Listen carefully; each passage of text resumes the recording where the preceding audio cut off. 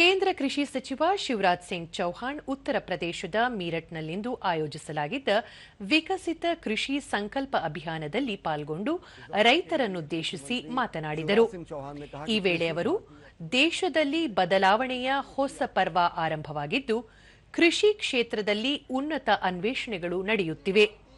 ರೈತರು ಕೃಷಿ ಕ್ಷೇತ್ರದಲ್ಲಿ ಆಧುನಿಕ ತಂತ್ರಜ್ಞಾನವನ್ನು ಬಳಸಿಕೊಂಡು ಲಾಭದಾಯಕ ಇಳುವರಿ ಪಡೆಯಲು ಸರ್ಕಾರದ ವಿವಿಧ ಯೋಜನೆಗಳ ನೆರವು ಪಡೆಯಬಹುದಾಗಿದೆ.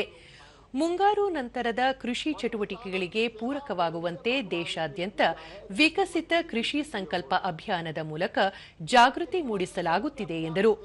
ಕೇಂದ್ರ ಸರ್ಕಾರ ಕಳೆದ 11 ವರ್ಷಗಳಲ್ಲಿ ಕೃಷಿಕರ ಸಮಗ್ರ ಅಭ್ಯುದಯದ ಆಶಯದೊಂದಿಗೆ ಹಲವು ಯೋಜನೆಗಳನ್ನು ಜಾರಿಗೆ ತಂದಿದೆ.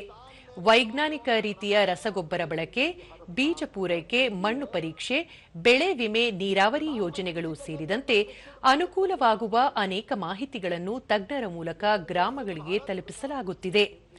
ಭಾರತೀಯ ಕೃಷಿ ಅನುಸಂಧಾನ ಪರಿಷತ್ತು ಹಾಗೂ ಸಂಶೋಧನಾ ಕೇಂದ್ರ, ಕೃಷಿ ವಿಜ್ಞಾನ ಕೇಂದ್ರಗಳು, ವಿವಿಧ ವಿಶ್ವವಿದ್ಯಾಲಯಗಳ ಸಹಯೋಗದಲ್ಲಿ ಅಭಿಯಾನ ಯಶಸ್ವಿಯಾಗಿ ನಡೆಯುತ್ತಿದೆ ಎಂದು ತಿಳಿಸಿದರು. प्रधानमंत्री जी का लक्ष्य है किसानों का उत्पादन बढ़ाना, उत्पादन की लागत घटाना, नुकसान हो जाए तो भरपाई करना, ठीक दाम देना, कृषि का विविधीकरण। काम कई तरफ चल रहा है।